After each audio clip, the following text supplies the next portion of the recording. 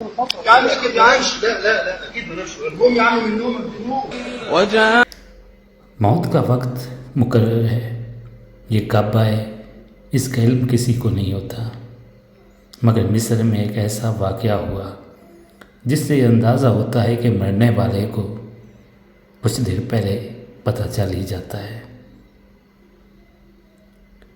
बात करें मिस्र की एक मस्जिद में जहाँ पे जमात के साथ नमाज हो चुकी थी।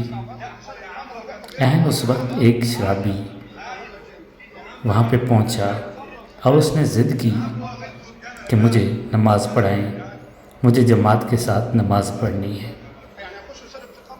वो इस बात पे बज़िद था और वहाँ पे मस्जिद में मौजूद लोग ये कहकर उसको धक्का दे रहे थे कि तुम एक शराबी हो और नमाज का वक्त गुज़र गया है।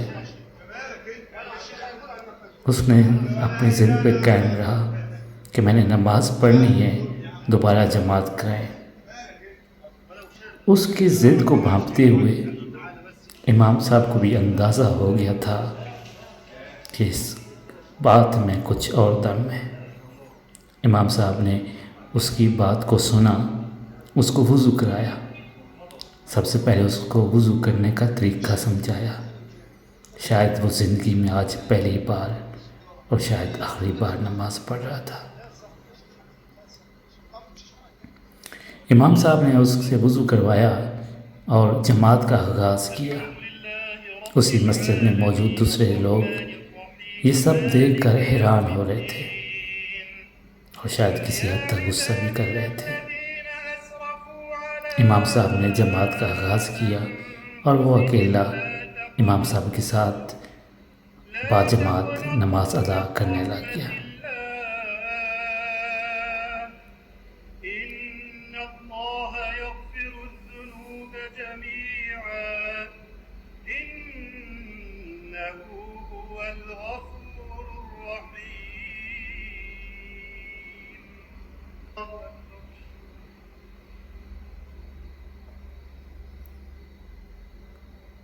जिस तरह इमाम साहब नमाज को जारी रखे हुए थे, इसी तरह वो आम लोगों की तरह उनके साथ नमाज के अमल को बखूबी अदा करते हुए इमाम साहब को फॉलो कर रहा था। पहली रकत में सजदा किया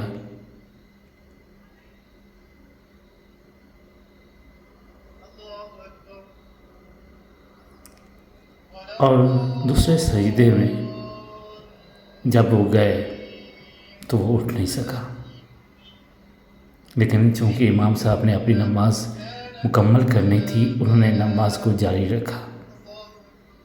जबकि वो सर न उठा सका। नमाज का सलाम फेरा इख्तिताम हुआ। नमाज मुकम्मल होने के बाद इमाम साहब ने उसको हिलाया, मगर वो शायद इस दुनिया से जा चुका था।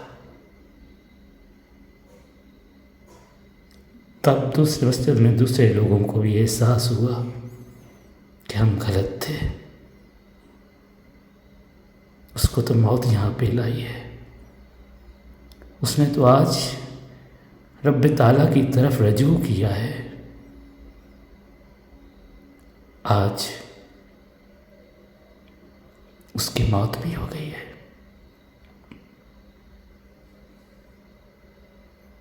ये ज़िंदगी है, कब ख़त्म हो जाए, कब हमें रब की तरफ बुलावा आ जाए, इसका हमें इल्म नहीं है। बस दुआ है कि रब ताला हमें सीधे रास्ते पे चलाए रखे।